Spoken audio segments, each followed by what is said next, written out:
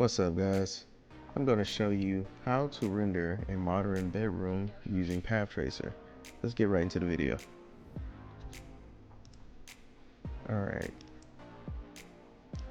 so let's click on our image here, and when you click on your image, it automatically pulls up your tabs for your environment, your camera, your rendering, and your FX settings. Alright, so let's see what we got. So sun intensity, I'll change that to 200.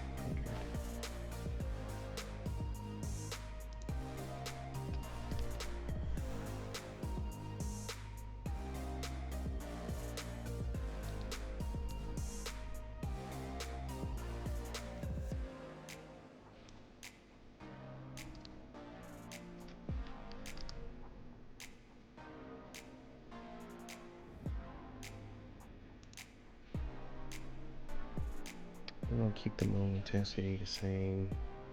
We got ambient. We'll keep ambient 1. Okay, for our white balance, let's change that to 4500. And that kind of brightens up our scene a little bit better.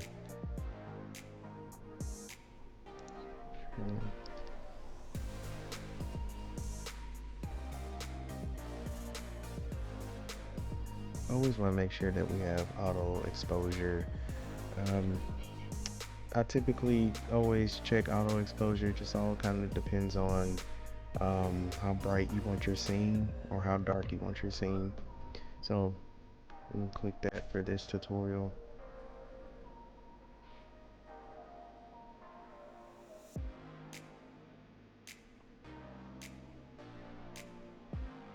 Okay, and right now we have our HDRI locked, and we're using the Lightwood Field HDR. So you can see that in the preview there. And right now I'm just kind of looking through my settings to kind of see if there's any other adjustments that I want to make. Okay, so let's go to camera. Right now the focal length is at 16. I'm gonna change that to, I'm gonna change that to 18. Kind of get a little closer in. I'm not gonna need the depth of field for this one.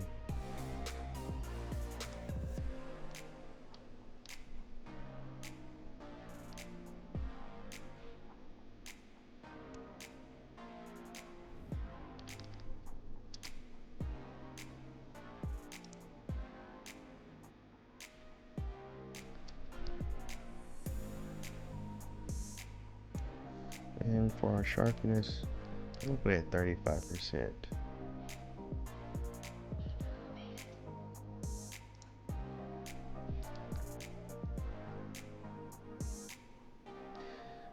Anytime I always tell you guys, when you're doing your renderings, you always want to make sure that your camera is aligned. You can simply click that and automatically kind of make sure everything is in line with the camera view. In this case, it's already in line, but you always want to have parallelism checked as well.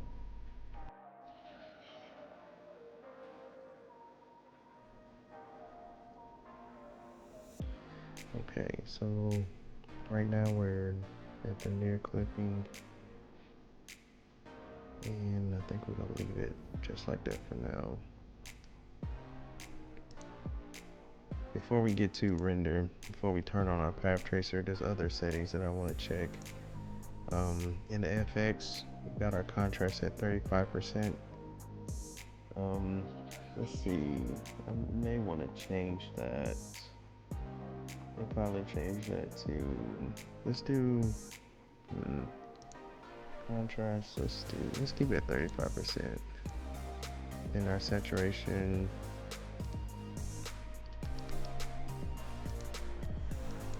they're gonna keep 60%. And for this one, like I've told you guys in other tutorials, sometimes I put a color gradient in my in my renderings. I apply it to my renderings sometimes. In this case, I'm gonna use blue tint to get the results that I have. And we're not gonna put a filter on it this time.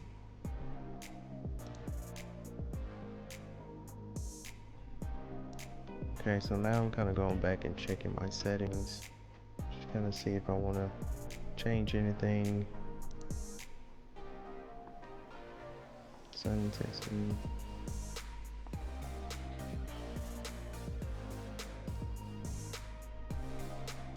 Guys, if you're liking the video so far, please don't forget to hit the like and subscribe button.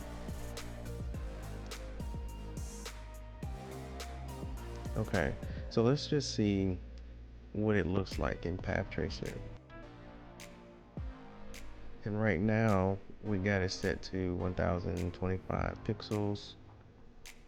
Let's bump it up maybe just a little bit more. And max bounce is at 30. Can actually just a little bit. And one of the things that you want to make sure that you have checked is the denoiser. It removes the image noise.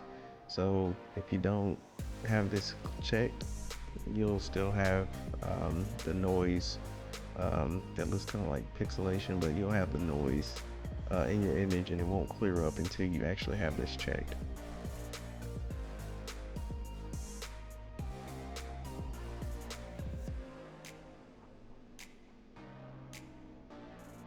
And also, guys, while we're waiting on a path tracer, don't forget you can go to my website at renderreboot.com, and you can actually download this scene to actually follow along with me if you want to replay this tutorial and you just kind of want to refresh your mind on some of the settings that I use. You can actually download this model today if you like, and I appreciate your support.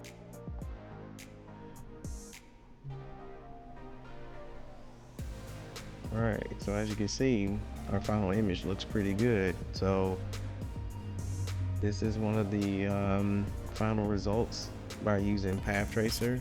And guys, let me know what you think in the comments below. Alright, and we'll be back with another one.